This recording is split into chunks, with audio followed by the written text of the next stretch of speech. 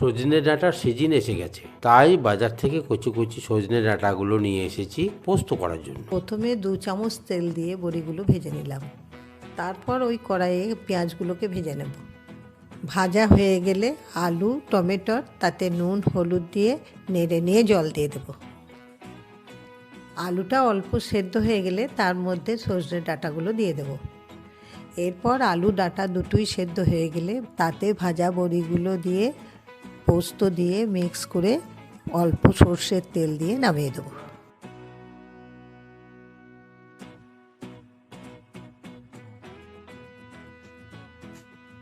সজনে ডাঁটার পোস্তটা খেয়ে রাখো।